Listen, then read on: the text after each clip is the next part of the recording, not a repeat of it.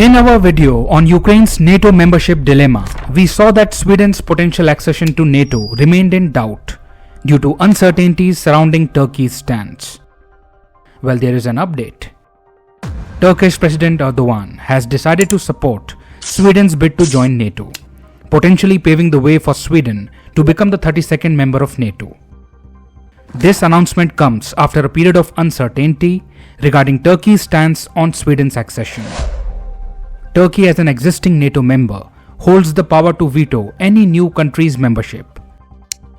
The agreement by Turkey to back Sweden's NATO bid is a significant development. Previously, Erdogan insisted that Sweden could only join NATO after Turkey's acceptance into the European Union.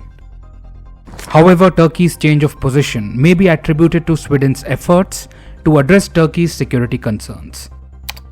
Sweden has made constitutional amendments, altered laws, expanded counter-terrorism operations against Kurdish militants, and resumed arms exports to Turkey. Additionally, Sweden has committed to actively supporting initiatives aimed at revitalizing Turkey's EU accession process. In response to these actions, Turkey has agreed to promptly submit the accession protocol for Sweden to its Grand National Assembly and work closely with the Assembly to ensure ratification. In the previous video, we discussed Erdogan using the NATO summit to further Turkey's interests. We saw that happening at the Vilnius summit. Turkey has effectively utilized its position as a NATO member to secure concessions from other countries. This includes the establishment of a European Union reform group that aims to revive Turkey's path to EU membership. Furthermore, Turkey is skillfully maintaining its relations with Russia while strengthening ties with its Western allies. On one hand, Turkey has supplied armed drones to Ukraine, while on the other, it has chosen not to participate in Western sanctions against Russia, leading to a significant increase in its trade with Moscow over the past year. So Turkey has withdrawn its opposition. Similarly, Prime Minister Viktor Orban, who has been delaying Hungary's approval of Sweden's NATO membership, is also expected to withdraw his opposition. That will pave the way for Sweden to become a member of NATO.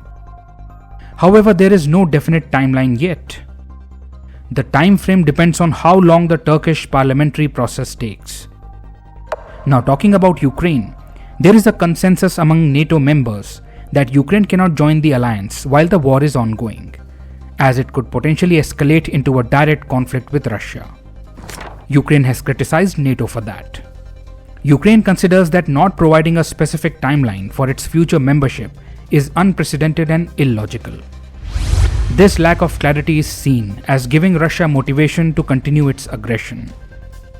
However, leaders from the United States, France, and Germany currently oppose Ukraine's bid for NATO membership due to the risks involved in allowing a country at war to join NATO, as it could potentially draw the entire alliance into a larger conflict.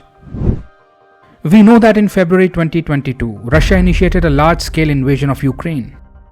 In response to this aggression, Sweden and Finland, previously maintaining a neutral military stance, decided to abandon their neutrality and expressed their desire to join NATO in May 2022. Finland officially became a NATO member in April 2023. And now the path is open for Sweden to join NATO as well. It will be intriguing to observe Russia's actions following further expansion of NATO, as Russia has stated NATO's expansion as a fundamental reason for its invasion of Ukraine.